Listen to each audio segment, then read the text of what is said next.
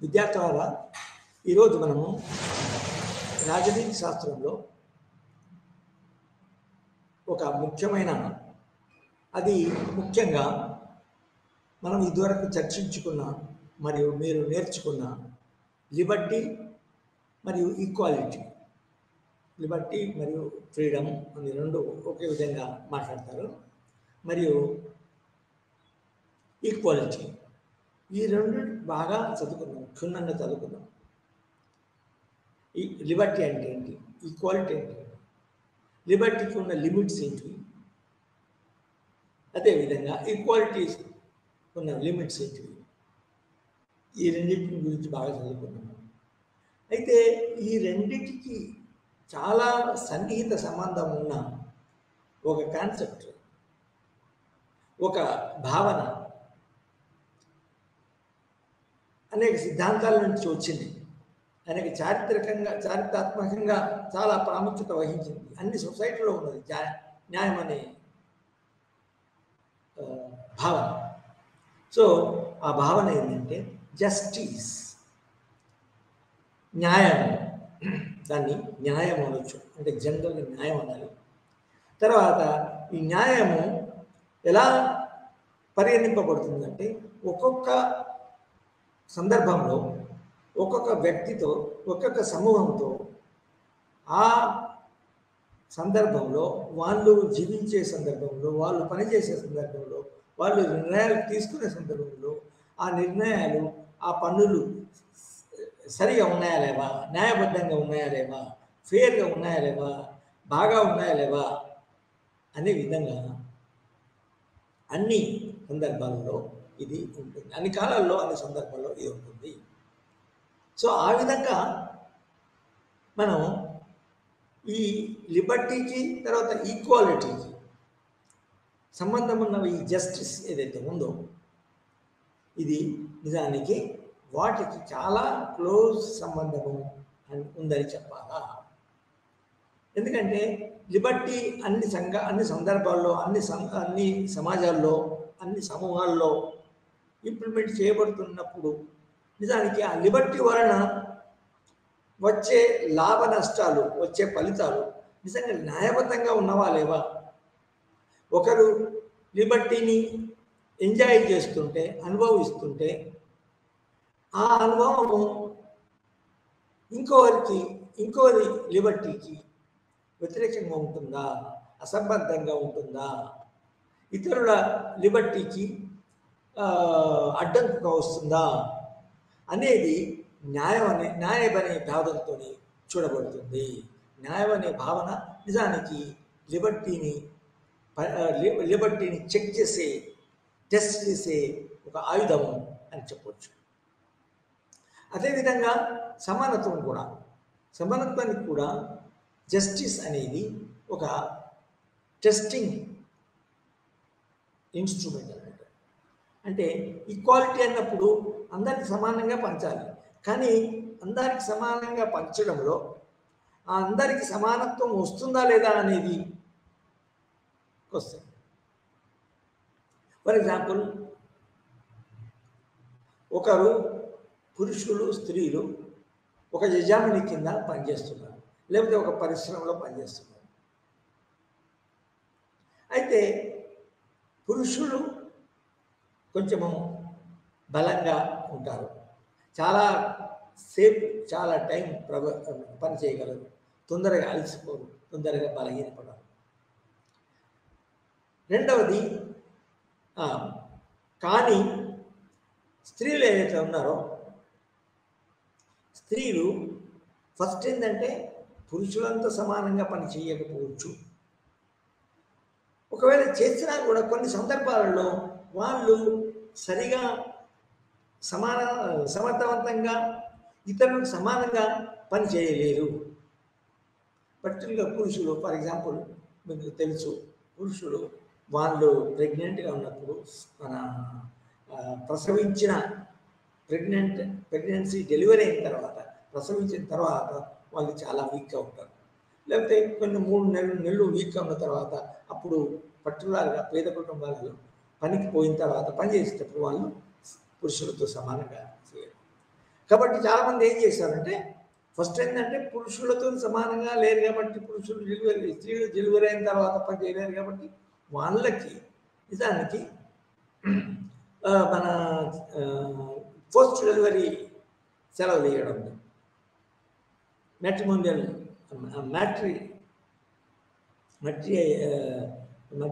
మెట్రియార్కల్ ceremony ఇస్తారు, maternal leave ఇస్తారు ఒక 6 months వరకు.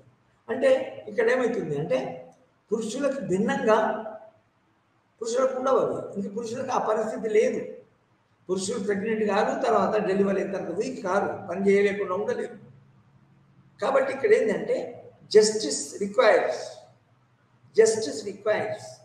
that women should be given leave for some time, particularly paid leave.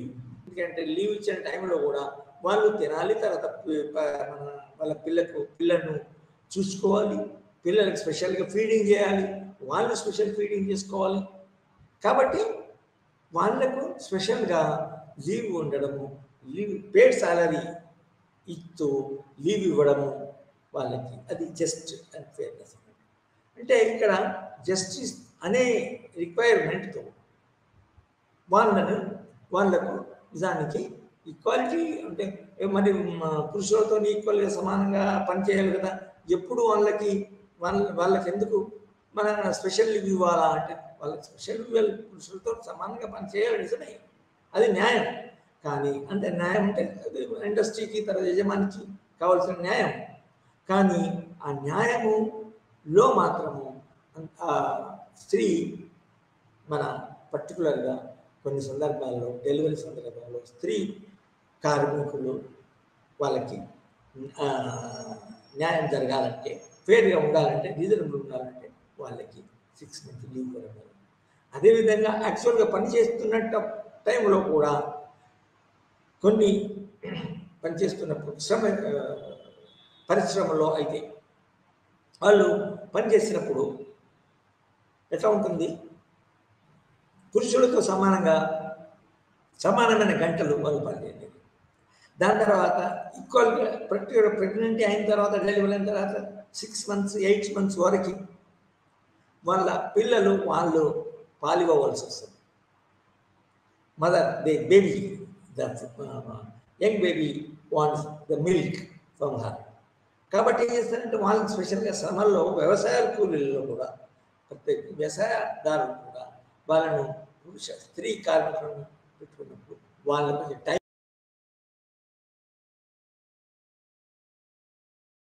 పాలు ఇచ్చేయమని. So ఇవ్వడానికి అందరూ ఒక ట్రెడిషన్, ఒక నార్మల్గా పాటిస్తారు. వ్యవసాయదారులు చేసినప్పుడు, వ్యవసాయం చేసినప్పుడు వాళ్ళ కూలీలను వాళ్ళు నియమించుకున్నప్పుడు. సో ఇదేంటంటే ఇది జస్టిస్, ఇది న్యాయం, ధర్మం. అది కొన్నిసార్లు అది ప్రొసీజర్స్లో రాయకపోవచ్చు, మన చట్టాల్లో రాయకపోవచ్చు, నార్మ్స్లో రాయకపోవచ్చు, కానీ అది ధర్మము. చాలా మట్టికి దానికి లీవ్ రూల్స్లో రాసి ఉంటుంది. అది పురుషులకి లీవ్ శాలరీ ఇవ్వాలని, 6 months వరకు పెయిడ్ లీవ్ ఇవ్వాలని ఉంటుంది. కొన్ని సందర్భాలు ఉండదు. పర్టికులర్గా గవర్నమెంట్ మన పరిశ్రమల్లో ఉంటుంది, కానీ ప్రైవేట్ పరిశ్రమల్లో, నాన్ గవర్నమెంటల్ పరిశ్రమల్లో ఉండదు. సో ఈ విధంగా న్యాయం అనే భావనతో, న్యాయ భావన అనే సాధనంతో మనము చాలా మందికి సంక్షేమం చూస్తున్నాం, సంక్షేమకి మేలు చేస్తున్నాం, సో న్యాయం చేస్తున్నాం. సో ఇది మనము న్యాయాన్ని మనం అర్థం చేసుకునే విధానం. తర్వాత ముఖ్యంగా ఈ జస్టిస్ అనే ఇంగ్లీష్ పదము లాటిన్ నుంచి వచ్చింది. లాటిన్ జస్ట్, JUST, లేక జస్టస్, అది కూడా న్యాయం, అది కూడా మీనింగే జస్ట్, JUSTUS, జస్టస్ అనే లాటిన్ పదం నుంచి ఈ జస్టిస్ అనే ఇంగ్లీష్ పదం వచ్చింది. అయితే దీని యొక్క అర్థం ఏంటంటే జస్టిస్ లాటిన్లో ఉన్నా కూడా న్యాయము తెలుగులో అర్థం ఏంటంటే ఫేర్, ఇంగ్లీష్లో అర్థం ఏంటంటే ఫేర్ ఉండడము, రీజనబుల్ ఉండడము, తెలుగులో కరెక్ట్గా ఉండడం, సరైనదిగా ఉండడం, ఒక సందర్భంలో కొన్ని సందర్భంలో న్యాయంగా ఉండడం. సో ఇది జస్టిస్ యొక్క జనరల్ బ్యాక్గ్రౌండ్ మరియు జస్టిస్ యొక్క లిటరల్ మీనింగ్. జస్ట్ అనేది మన జస్టిస్ అనేది జస్ట్ అనే లాటిన్ పదం లేక జస్టిస్ అనే లాటిన్ పదం నుంచి తీసుకోబడినది. దీని ఒక మీనింగ్ ఏంటంటే rightfulness or reasonableness or rational. So ఈ విధంగా మనము జస్టిస్ని అర్థం చేసుకున్నప్పుడు మనకి ఇప్పుడే చెప్పుకున్నట్టు అది మన లిబర్టీ మరియు ఈక్వాలిటీతో క్లోజ్ కానీ దగ్గర సంబంధము కలిగి ఉంది. అంటే దాని అర్థం ఏంటంటే మనకి ఒక సొసైటీలో మంచి ఉందా లేదా, సంక్షేమం అందరూ సంక్షేమంగా ఉన్నారా లేదా, అందరూ స్టేటు తర్వాత సొసైటీ నుంచి వచ్చే కావలసిన సూత్రాలు, సామాజిక సూత్రాలు, తర్వాత రాజకీయ సూత్రాలు అందరికీ సమానంగా మన న్యాయం చేస్తున్నాయా లేదా అని చూసుకోవాలంటే జస్టిస్ అనే భావనని మనం పూర్తిగా అర్థం చేసుకోవాలి. అయితే ఇందులో మనకి రకాలు ఉన్నాయి. కొన్ని జస్టిస్ న్యాయ భావనలో రకాలు ఉన్నాయి. అదేంటంటే 4 ముఖ్యమైన 4 రకాలు ఉన్నాయి. అది ముఖ్యమైనది ఏంటంటే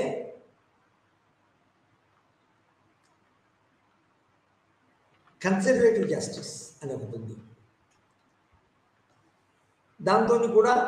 దాంతో ప్రో సంబంధం ఉంది, దానికి వ్యతిరేకమైంది, కానీ అది కూడా జస్టిసే. రిఫార్మేటివ్ జస్టిస్ అంటే ఇక్కడ మనము ఏమి అర్థం చేసుకోవాలంటే ఒక క్రిటికల్ మన సున్నితమైన పద్ధతిలో లోతుగా పోయి అర్థం చేసుకోవాలి. కన్జర్వేటివ్స్ ఎడ్మండ్ బర్క్ అనే ముఖ్యమైన రచయిత దీనికి కన్జర్వేటివ్ సిద్ధాంతానికి మన ఆదిమ శాస్త్రజ్ఞుడు, రాజనీతి శాస్త్రజ్ఞుడు. అతని ప్రకారం ఏంటంటే ఇప్పుడున్న ప్రాక్టీసెస్, ఒక సమయంలో అప్పుడున్న ప్రాక్టీసెస్, ఇన్స్టిట్యూషన్స్ రక్షించాలా, రక్షించాలా, తర్వాత ఇప్పుడున్న వాటిని కొనసాగించాలా. సో ఆ కొనసాగింపుని అతను న్యాయము అంటారు, న్యాయబద్ధమైనది అంటారు, ఫేర్ అంటారు, సరి అయినది అంటారు. కానీ అదే కోవకు చెందినవి,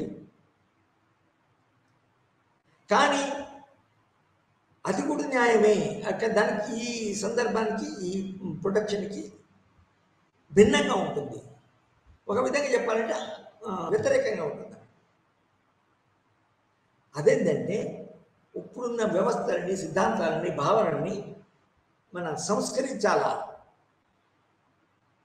మార్పులు తీసుకురావాలా.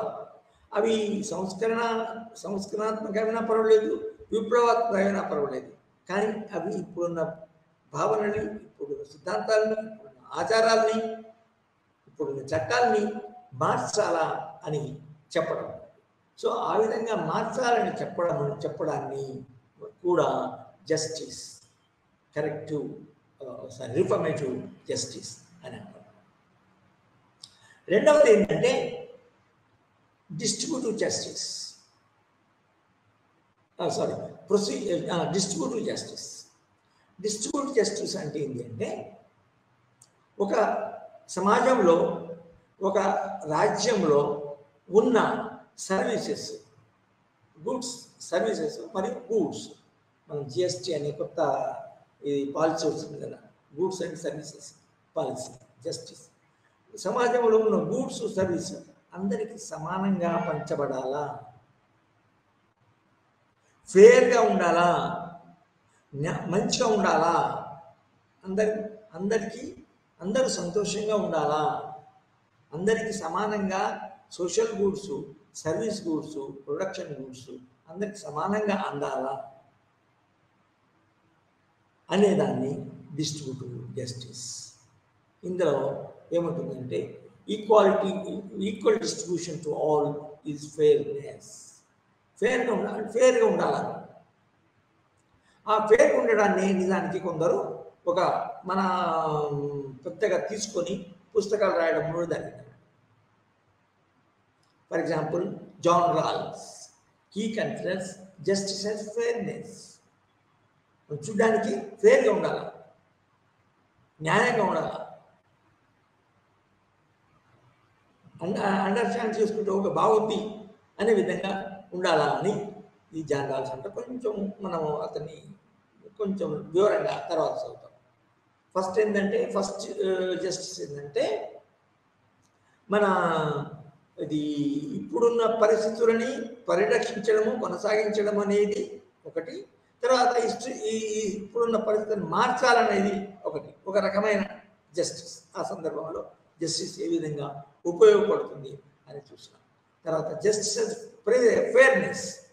జస్టిస్ యాజ్ ఫెయిర్నెస్ అంటే డిస్ట్రిబ్యూటివ్ జస్టిస్. అందరికీ ఒక సమాజంలో ఉన్న పరిస్థితులు, సౌకర్యాలు, హక్కులు ఇవన్నీ అందరికీ సమానంగా డిస్ట్రిబ్యూట్ చేయబడ సమానంగా ఉన్న పరిస్థితిని జస్టిస్ అంటారు. ఒకవేళ లేకపోతే అది సమానంగా పంచడమే జస్టిస్ ఆర్ ఫెయిర్నెస్ అనేది ఆ సొసైటీలో ఉన్నది అని చెప్పుకోవచ్చు. తర్వాత మూడోది ఏంటంటే ప్రొసీజరల్ జస్టిస్. ప్రొసీజరల్ జస్టిస్ అంటే సమాజంలో కొన్ని నిర్ణయాలు తీసుకున్నప్పుడు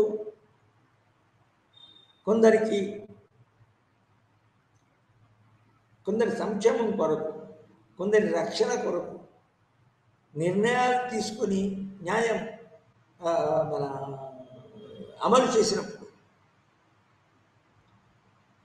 అక్కడ పాటించవలసిన ప్రొసీజర్స్ మనము పాటించవలసిన ప్రొసీజర్స్ని మనం పాటించడాన్ని ప్రొసీజరల్ జస్టిస్ అంటారు.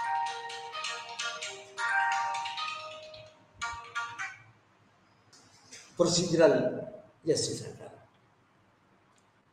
ఈ ప్రొసీజరల్ జస్టిస్ మనం ఏ విధంగా అర్థం చేసుకుంటామంటే, ఫర్ ఎగ్జాంపుల్ ఎంప్లాయ్మెంట్ పాలసీ.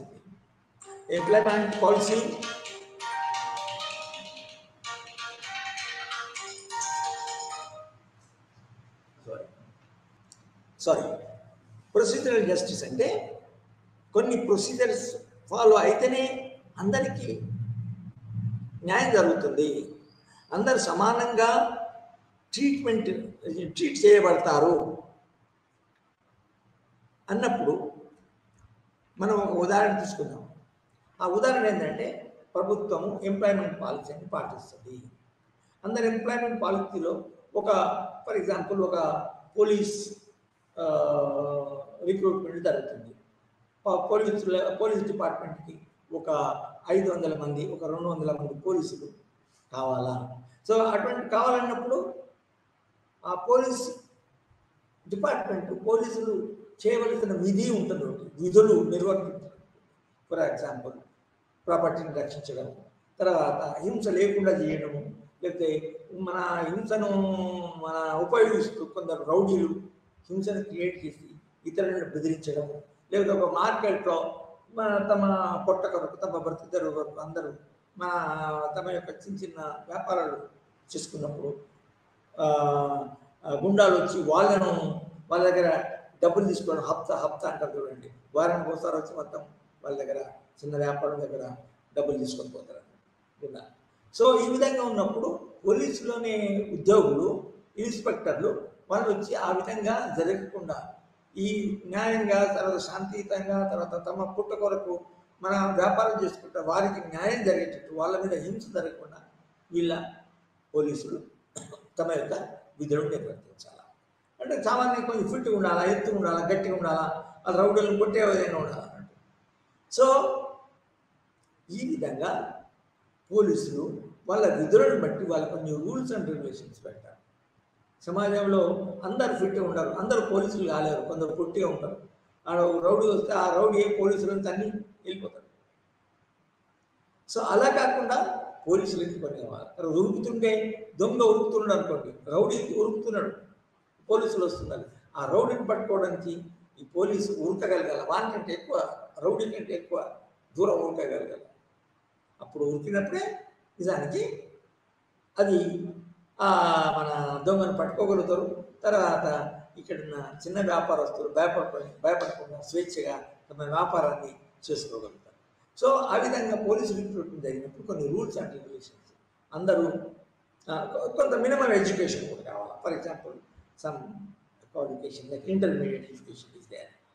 ఎందుకంటే మన పోలీసు వాళ్ళ యొక్క విధులు, చట్టాలు, తర్వాత రూల్స్ అనే రెగ్యులేషన్ తెలుసుకోవాలి కాబట్టి. సో ఆ విధంగా పోలీస్ డిపార్ట్మెంట్కి మినిమం ఎడ్యుకేషన్ కాబట్టి మినిమం క్వాలిఫికేషన్. సో క్వాలిఫికేషన్ ఉందా లేదా, తర్వాత పోలీసుకి కావాల్సిన ఎత్తు ఉందా లేదా, తర్వాత వాళ్ళకి ఫిట్నెస్ ఉందా లేదా అంటే ఊకడం, దాని తర్వాత మన కావాల్సిన చెస్ట్, తర్వాత కావాల్సిన ఎత్తు, కావాల్సిన బరువు ఇవన్నీ ఉన్నాయా లేదా అని చూడాలి. అదేవిధంగా మన ఎడ్యుకేషన్ క్వాలిఫికేషన్. సో ఇవన్నీ క్వాలిఫికేషన్స్ అంటే ప్రొసీజర్స్గా, తర్వాత కావాల్సిన ఏజ్ కూడా ఉందా లేదా, ఇవన్నీ ఫాలో కావాలనేది న్యాయమైన పద్ధతి, ప్రొసీజర్ ఉన్నది. సో ఈ ప్రొసీజర్ ప్రకారము మన ఒక సెట్ చేసిన ప్రొసీజర్ ప్రకారము, రూల్స్ ప్రకారము ఈ అప్లై చేసిన వాళ్ళని సెలెక్ట్ చేయడం జరుగుతుంది. అట్లా సెలెక్ట్ చేసిన తర్వాత వాళ్ళకి టెస్ట్ పెట్టడం జరుగుతుంది. ఇవన్నీ నిజంగా కాగితం మీద మెన్షన్ చేసినవి నిజంగా ఉన్నాయా లేదా ఫిట్నెస్ టెస్ట్ గుర్తిస్తారు. తర్వాత సెలెక్షన్ అయిన తర్వాత కూడా బాగా పెద్ద ట్రైనింగ్ ఇస్తారు. ఎందుకంటే వాళ్ళకి అన్ని సందర్భాలలో అన్ని యోగ్యతలు, అన్ని కంట్రోలింగ్ కెపబిలిటీ ఉన్నాయా లేదా అనడం, ఆ కెపబిలిటీ కావాలంటే ట్రైనింగ్ ఇస్తారు.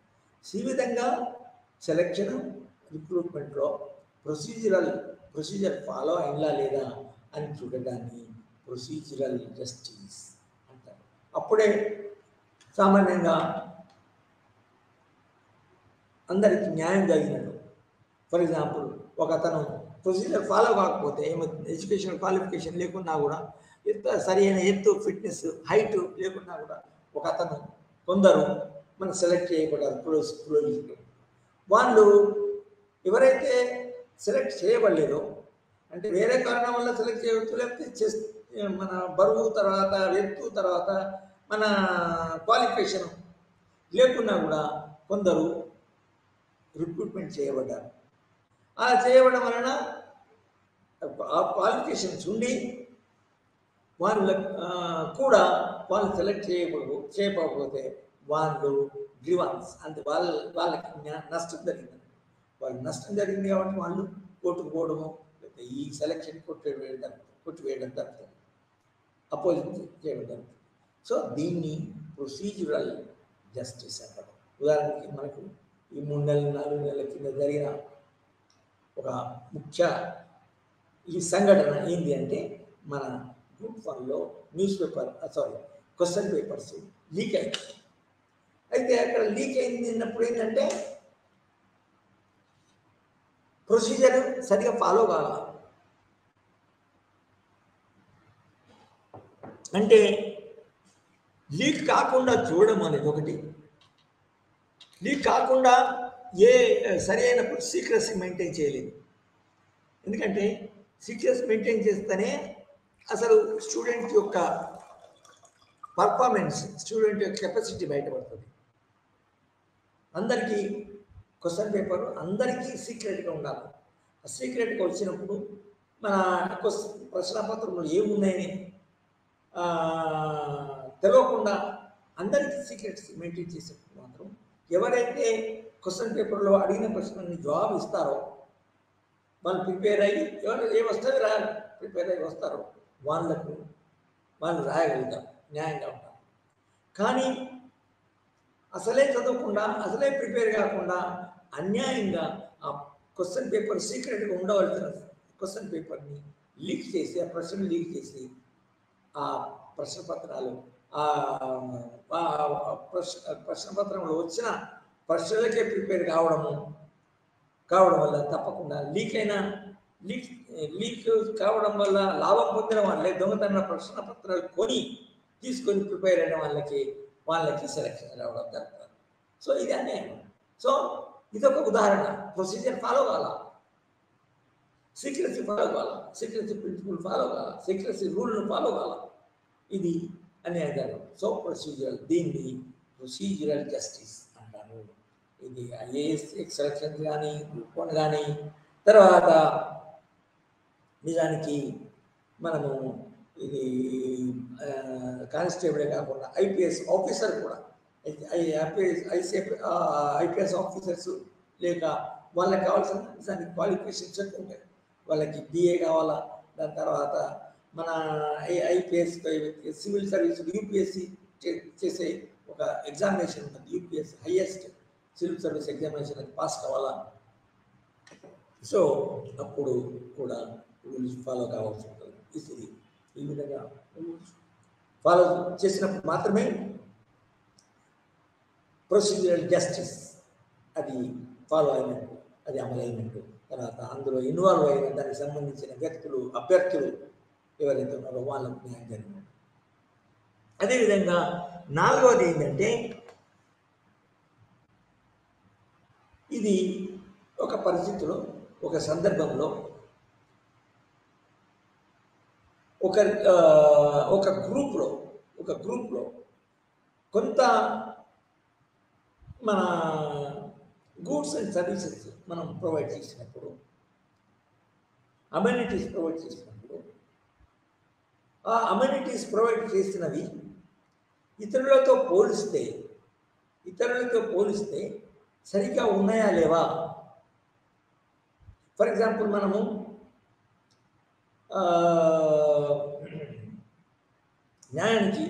నిజానికి ప్రైవేట్ రంగంలో, పబ్లిక్ రంగంలో ఒకే పని చేస్తూ మన ఒక గ్రూప్, ప్రైవేట్లో ఉన్న గ్రూపు వర్కర్స్, ఎంప్లాయీస్ మన గవర్నమెంట్లో ఉన్న ఎంప్లాయీస్కి పోల్చడం కనుక చూస్తే నిజానికి చాలా భిన్నంగా ఉంటాయి.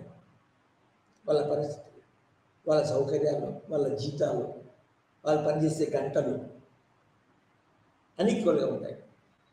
అయితే ఇక్కడ విషయం ఏంటంటే, మన ఈ కంపారిటివ్ ప్రిన్సిపల్ ఆఫ్ జస్టిస్ ఏదైతే ఉందో ఏముంటుందంటే, ఈ ప్రతి వాళ్ళకి ఒక మినిమం అనేది ఉండాలి. అంటే ప్రతి మనిషికి ఒక మినిమం శాలరీ కానీ, సౌకర్యం కానీ, నెంబర్ ఆఫ్ అవర్స్ కానీ, చేయవలసిన గంటలు కానీ ప్రతి వానికి ఒక మన వాడు బ్రతికే విధంగా, తర్వాత నెక్స్ట్ డే తర్వాత ఇంటికి పోయి వచ్చి మళ్ళా తిని పడుకొని విశ్రాంతికి వచ్చి మళ్ళీ నెక్స్ట్ డే వచ్చి పనిచేయడానికి ఒక మినిమం అనేది కావాలా. సో ఈ మినిమంని కంపేరిటివ్ జస్టిస్ అని అంటారు ప్రత్యేకంగా. అయితే ఇక్కడ ఏంటంటే, మనకి బాగుందా లేదా అనేది ఇంకొకరికి కంపేర్ చేసినప్పుడే అది బయటపడుతుంది. సో ఈ కంపారిటివ్ ప్రిన్సిపల్ ఆఫ్ జస్టిస్ కూడా ఈ చాలా సందర్భాల్లో ఉపయోగపడుతుంది. ఒకదికు న్యాయం జరుగుతుందా లేదా అని చూడడానికి ఒకరు మన ఒక పరిశ్రమలో కానీ, ఒక డిపార్ట్మెంట్లో కానీ నిజానికి పూర్తి అధ్వాన్న పరిస్థితులు ఉన్నాయా లేదా అని చూసినప్పుడు అది నిజానికి అధ్వాన్నంగా ఉన్నాయడానికి ఇంకొక డిపార్ట్మెంట్తో, ఇంకొక పరిస్థితిలో ఉన్న వాళ్ళతో మన పోలీసు చూసినప్పుడు మాత్రమే అప్పుడు మనకి నిజం బయటపడుతుంది. తర్వాత ఫెయిర్నెస్ ఏది, రేషనల్ ఏది అనేది మనము గుర్తుంచుకోవడము జరుగుతుంది. సో ఈ విధంగా 4 రకాల, ఇంకా కొన్ని సృష్టించవచ్చు కానీ ఇది చాలా ముఖ్యమైన రకాల జస్టిస్ అని చెప్పాలి. అయితే మనము ఈ జస్టిస్ చేసినప్పుడు ముఖ్యంగా దీనికి సంబంధించిన తాత్వికులు, తత్వశాస్త్రులు, రాజనీతి శాస్త్రజ్ఞులు ఎవరు అని కనుక చూస్తే, మనము పురాతన కాలం నుంచి వెస్ట్రన్ కంట్రీస్లో, ఈస్టర్న్ కంట్రీస్లో, వెస్ట్రన్ సివిలైజేషన్లో, ఈస్టర్న్ సివిలైజేషన్లో మనకి చాలామంది కనబడతారు.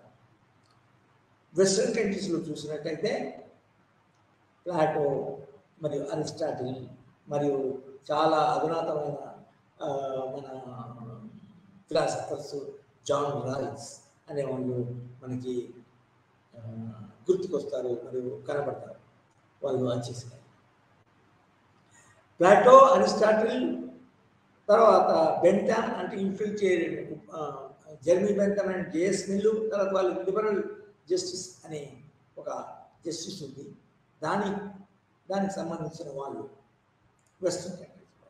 మనకి ఇందులో దీనికి సంబంధించిన వాళ్ళు ఈస్టర్న్ కంట్రీస్లో ఉన్నవాళ్ళు, ముఖ్యంగా భారత రాజనీతి శాస్త్ర విద్యార్థుల్లో ముఖ్యంగా ఉన్నవాళ్ళు ఏమంటే మన ఫర్ ఎగ్జాంపుల్ చాణక్యుడు ఉన్నాడు.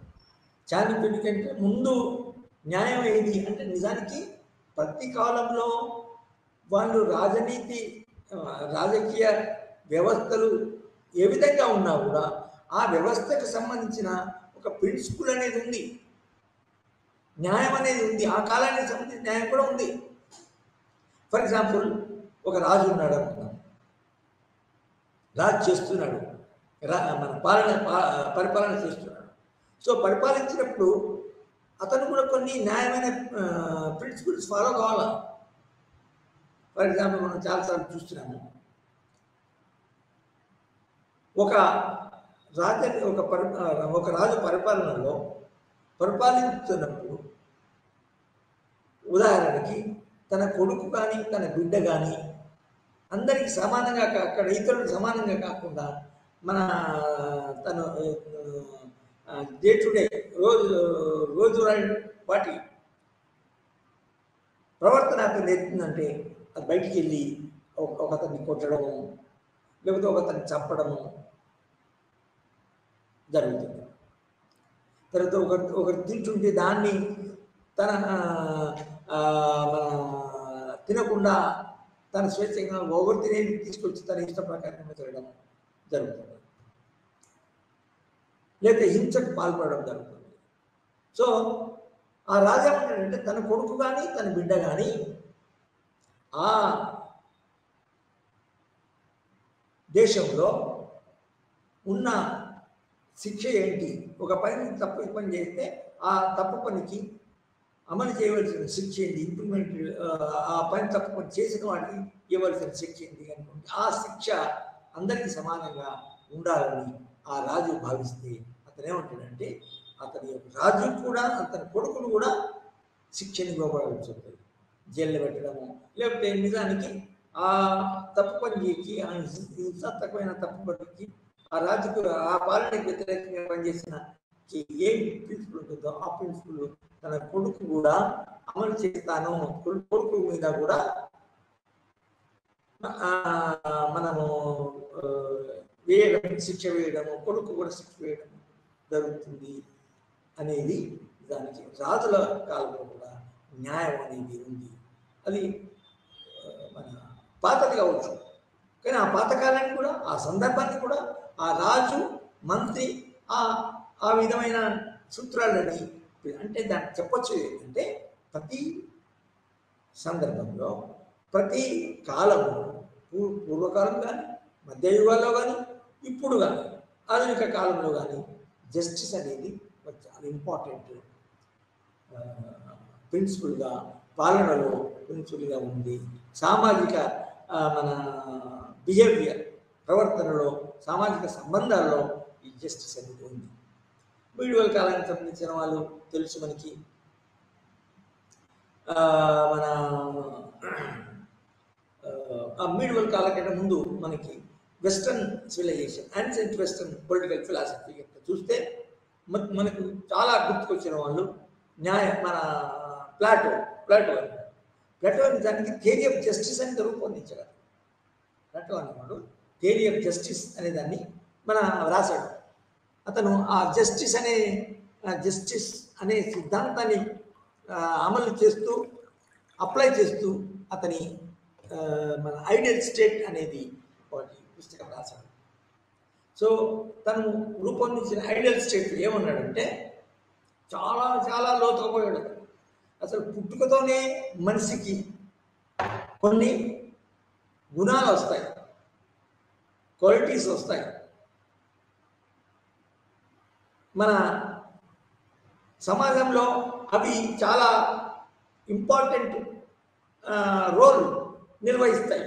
అటువంటి వాళ్ళు అంటే సహజంగా వచ్చిన గుణాలు కలిగితే ఆ సహజంగా వచ్చిన గుణాలు సమాజంలో దానికి సంబంధించిన బాధ్యతను,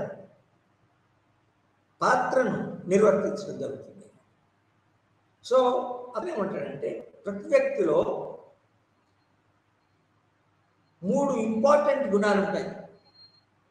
ఒకటి ఏంటంటే, ముఖ్యమైనది ఏంటంటే మన మేధాశక్తి, మన ఇంటెలిజెంట్గా ఉండడం, ఇంటెలిజెన్స్ మేధాశక్తి కలిగి ఉండడం స్వభావ సిద్ధంగా అవుతుంది. అదేవిధంగా ప్రతి సమాజంలో కొందరు వ్యక్తులు వాళ్ళకి ధైర్యము, సాహసము మరియు త్యాగం, ధైర్యము, సాహసము, త్యాగము అనే 3 గుణాలు కలిగి అసలు మన ఇతరులకు సహాయం చేయాలి, ఇతరులను రక్షించాలి, ఇతరుల కోసం పాటుపడాలి, ఇతరుల కోసం జీవించాలా అనే గుణాలు స్వభావ సిద్ధంగా ఉంటాయి. దానికి తోడు కూడా ఏం చేస్తారంటే అది స్వభావ సిద్ధంగా ఉండి ఆ శక్తులను పెంపొందించుకోవడం జరుగుతుంది. అతని యొక్క గుణాలను అమలు చేయడానికి ప్రయత్నం చేయడం జరుగుతుంది. ఆ గుణాలను ప్రయత్నం చేయడానికి అసలు సమాజం, ప్రభుత్వం కూడా సహాయపడతాయి. అదేవిధంగా ప్లాటో ఇంకోటి ఏమంటాడంటే, మూడవది కొందరు వ్యక్తులలో, కొందరు సమాజంలో మనం కష్టపడి పనిచేయడం, వ్యవసాయం చేయడం, ఉత్పత్తి చేయడము, వ్యాపారాలు చేయడము అంటే దానికే ఎక్కువ ప్రాముఖ్యత ఇచ్చే వాళ్ళు సహజ సిద్ధంగా ఉంటారు అని అంటారు. ఆ విధంగా ఉన్నోళ్ళకి నిజానికి ఆ పనిలోనే శ్రద్ధ ఎక్కువ ఉంటుంది, ఇష్టం ఎక్కువ ఉంటుంది. ఈ 3 రకాల గుణాలు ఏవైతే ఉంటాయో ప్రత్యేకంగా సమాజంలో ఆ 3 రకాల గుణాలు ఒక్కొక్క సమూహంలో, ఒక్కొక్క వర్గంలో ఏ విధంగా ఉంటాయో ఆ సుగుణాలను బట్టి మన ఈ ప్లాటో ఇంకేమంటారంటే ప్రతి వ్యక్తిలో ఈ 3 గుణాలలో ఏదైనా ఒక గుణము ఎక్కువ శాతం ఉంటుంది, సహజంగా పుట్టుకతోనే ఉంటుంది. ఫర్ ఎగ్జాంపుల్ అందం అనుకుందాం, అందం కూడా పుట్టుకతోనే కొందరు అందంగా పుడతారు. అదేవిధంగా ప్లాటో ఏమంటారంటే ఈ మేధాశక్తి పుట్టుకతోనే కొందరికి ఎక్కువ ఉంటుంది. తర్వాత ఈ త్యాగము, సాహసము, తర్వాత ధైర్యము ఇవైతే ఉంటాయో పుట్టుకతోనే కొందరికి ఎక్కువ ఉంటాయి. అదేవిధంగా మన వ్యవసాయం చేయడము, తర్వాత ఉత్పత్తి చేయడము, కష్టపడము, వ్యాపారాలు చేయడము అనే గుణాలు ఇంకా కొందరు ఎక్కువ ఉంటాయి. సో ప్లాటో ఏమంటాడంటే ఎవరైతే పుట్టుకతోని న్యాచురల్గా మన కొన్ని గుణాలు ఉంటారో ఆ గుణానికి సంబంధించిన జాబు వాళ్ళకి ఇవ్వాలా అంటాడు. అలా చేసినప్పుడు ఏంటంటే మేధాశక్తి గల వాళ్ళు, నాలెడ్జ్ గల వాళ్ళు, మన విజ్డమ్ గల వాళ్ళు రాజులు కావాలా అంటాడు.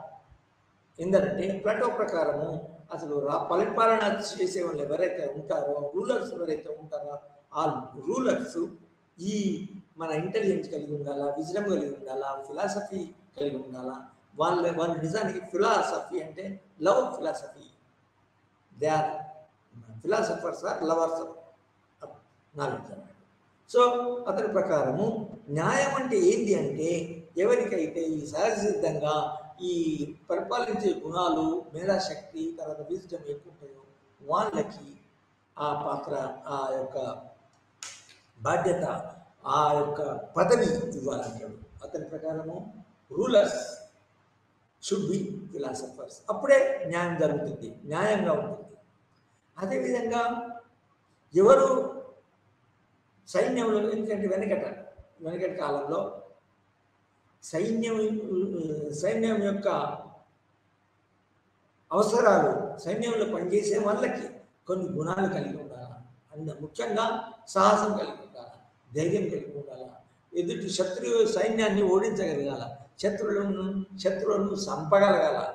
ఓడించడం అంటే చంపడం. వాడు ఎదుర్కొస్తుంటే సపరేట్గా మనం చెప్పిన పని చేయకపోతే తర్వాత మనం చెప్పినట్టు ఒక రాజు కింద సైన్యము తాను ఏమనంటే శత్రువు అతని యొక్క భూమిని, జాగ్రత్త, వస్తువులను ఇచ్చేసేయాల. ఇవ్వకపోతే వాళ్ళ సైనికులను చంపేసి తీసుకుంటాం. అది తప్ప ఒప్ప అది వేరు. కానీ ప్లాటో ఏమంటాడంటే మన సైనికులకి ధైర్యము, సాహసము, త్యాగము, ఉత్సాహము, పోరాటానికి చేసే ఉత్సాహం కలిగి ఉన్న వాళ్ళకి సైనికులుగా నియమించాలా.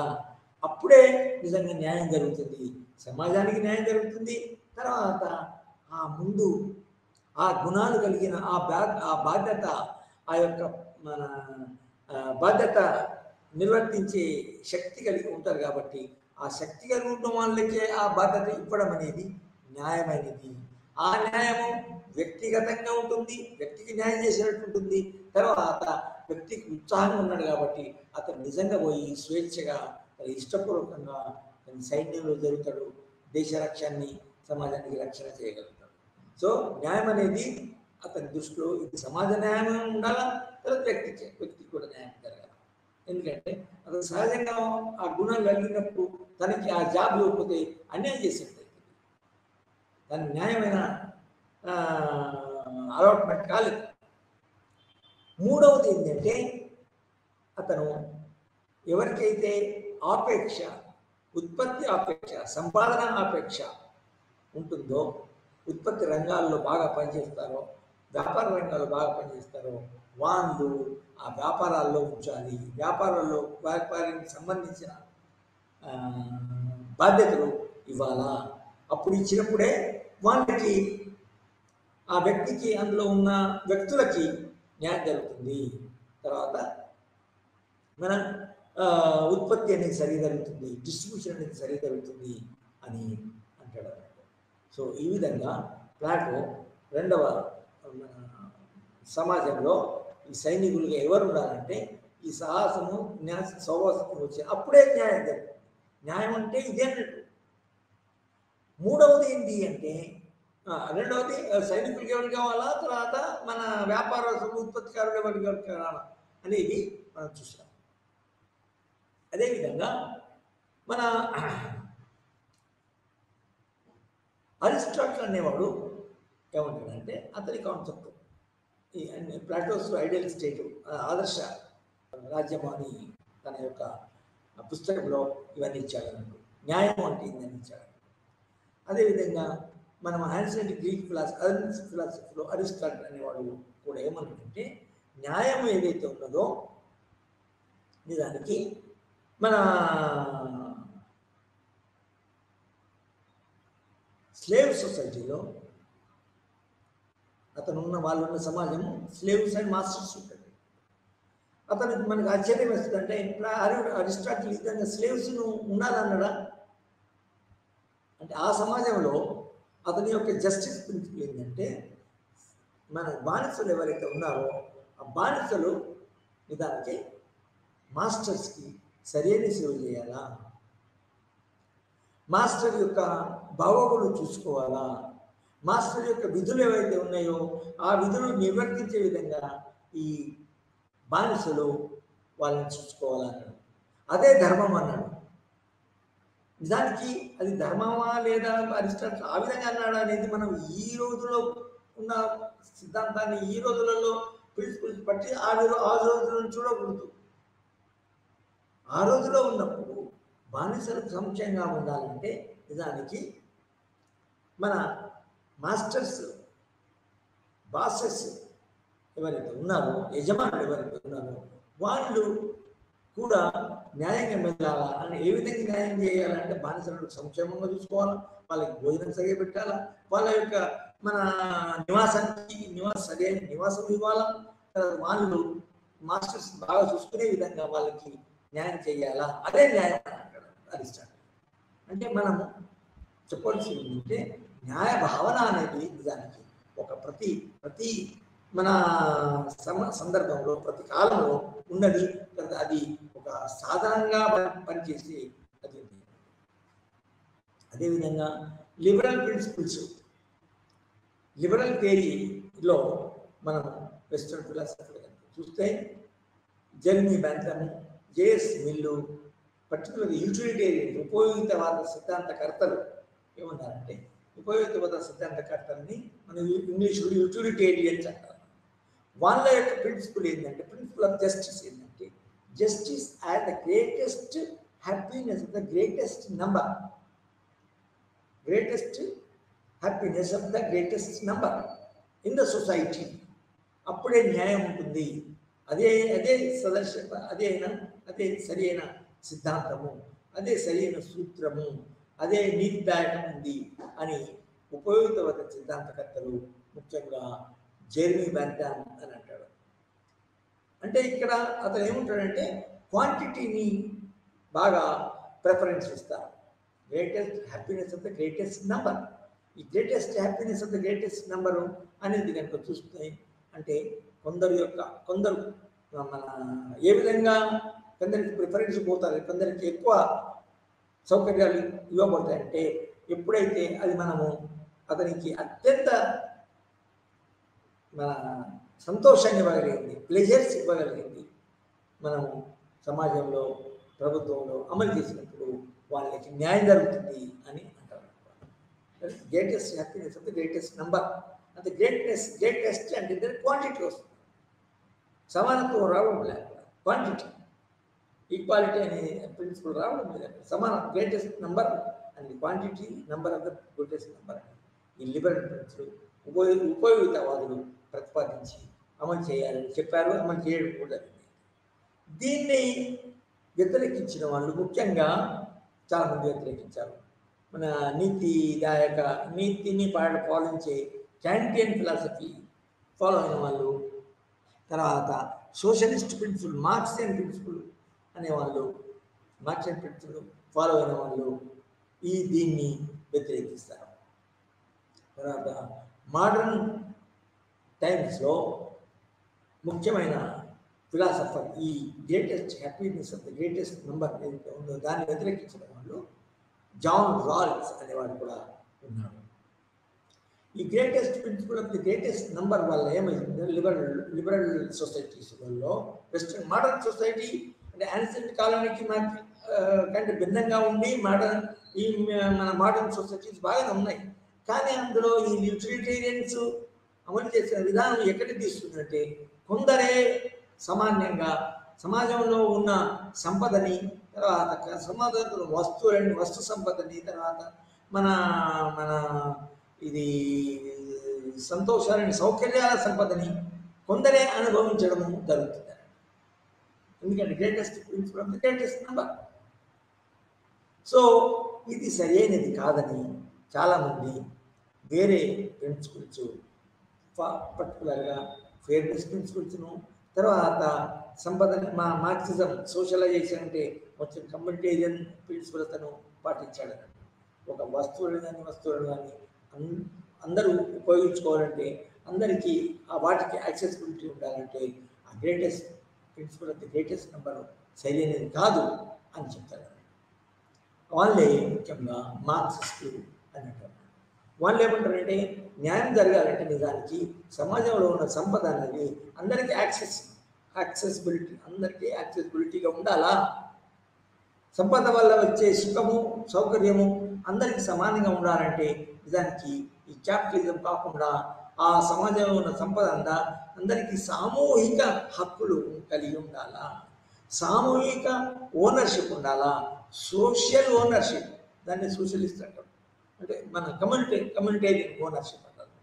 సో వ్యక్తిగత ఆస్తి, వ్యక్తిగత సంపద అనేది ఉండకూడదు అని ఆ విధంగా అప్పుడే న్యాయం జరుగుతుంది.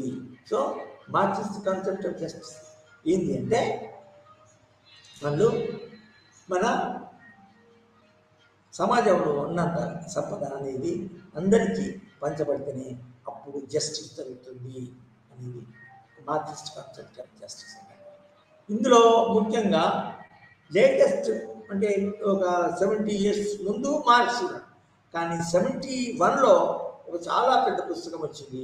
అది theory of justice, A theory of justice అనే పుస్తకాన్ని జాన్ రాల్స్ అనే అతను రాశాడు. అతను ముఖ్యంగా ఈ liberal principle greatest happiness of the greatest number అనే సిద్ధాంతాన్ని వ్యతిరేకించాడు.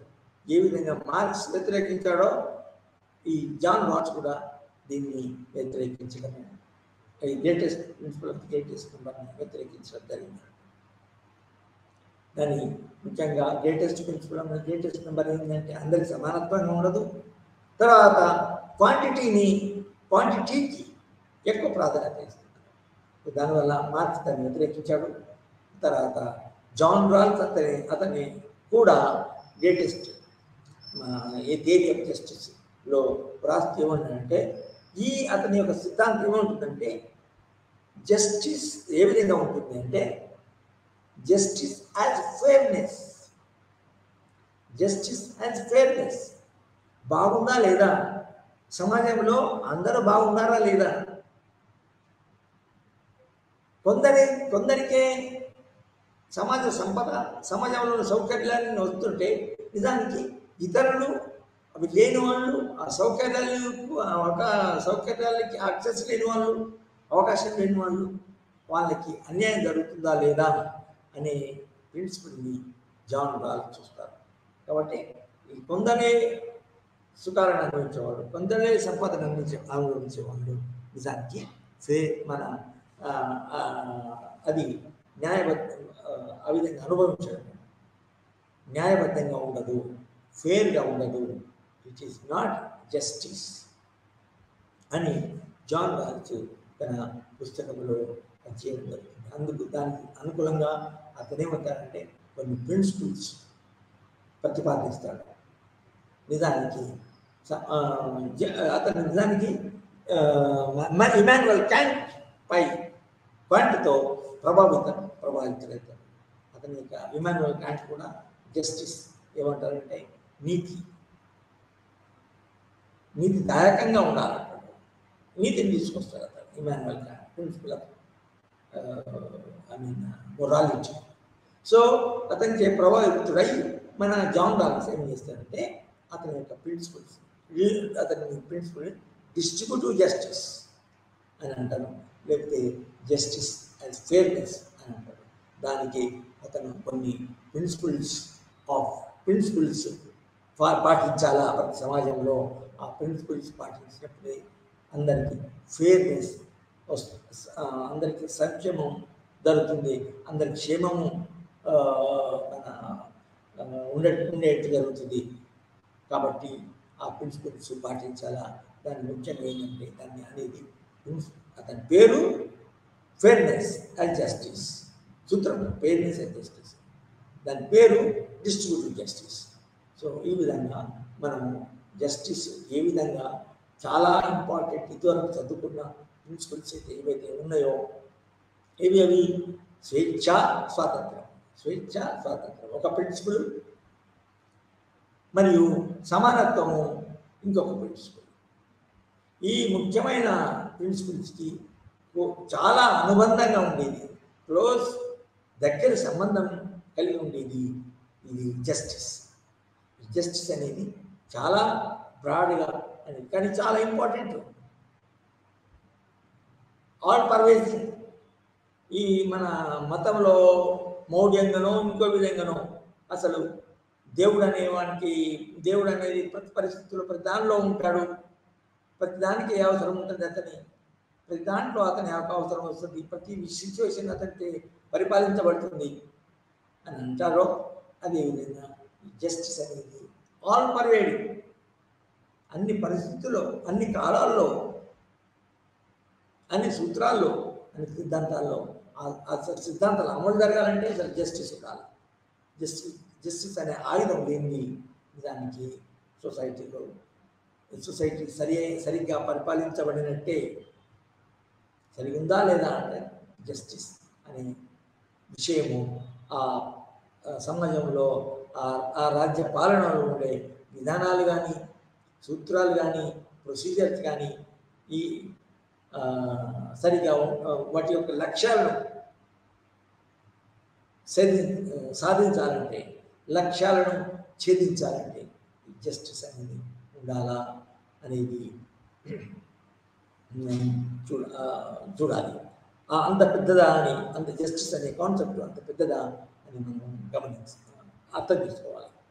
సో ఈ విధంగా మనం ఈరోజు ఈ సెషన్లో జస్టిస్ అనే కాన్సెప్ట్ని అనేక కోణాల్లో మనం అర్థం చేసుకున్నాం. ముఖ్యంగా ఏంటంటే ప్రతి జస్టిస్ అనేది లాటిన్ పదం, లాటిన్ నుంచి వచ్చింది. ఇంగ్లీష్లో జస్టిస్ ఏదైతే ఉందో దాని లాటిన్లో జస్ట్ జేయుఎస్టీ అనేది, లేకపోతే జస్టస్ జేయుఎస్టీయుఎస్ అనేది తెలుసుకున్నాము. దాని ముఖ్యంగా ఆ లాటిన్ పదమైన దాని ముఖ్య అర్థం మీనింగ్ ఏంటి, లాటిన్లో కూడా అదేంటంటే రైట్స్, కరెక్ట్నెస్, కరెక్ట్గా ఉండడం లేదా అనేది లాటిన్లో దాని అర్థం. అదేవిధంగా అన్ని కాలాల్లో ఇది జస్టిస్ అనే దాన్ని వాళ్ళ ప్రిన్సిపల్స్ కూడా జస్టిస్ అనేది ఉంటుంది.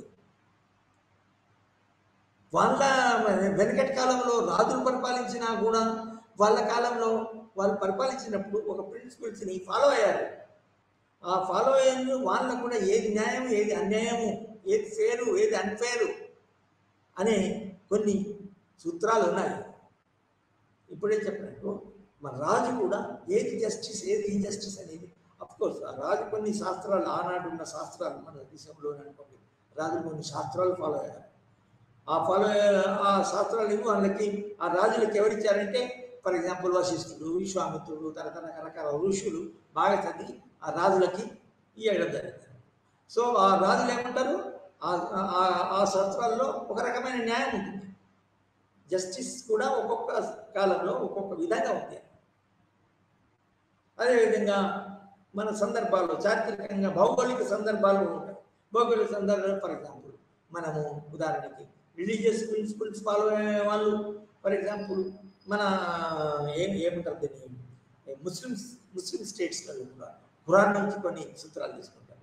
ఆ సూత్రాలు కూడా కొన్ని న్యాయబద్ధంగా ఉంటాయి. ఆ ప్రిన్సిపల్స్ ఆ మతం ప్రకారం అవి అమలు చేయబడతాయి. అంటే కాలానుగుణంగా కూడా జస్టిస్ ఉంది.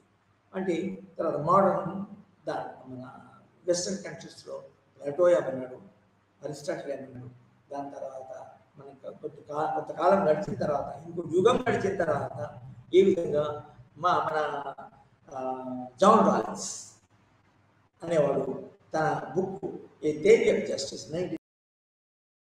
fairness. His principle is justice as fairness. ఈ విధంగా మనం జస్టిస్ని, న్యాయం అనే సిద్ధాంతాన్ని అన్ని కాలాలు చాలా బ్రాడ్గా, చాలా లోతుగా నేర్చుకున్నామని చెప్పవచ్చు. Okay, thank you.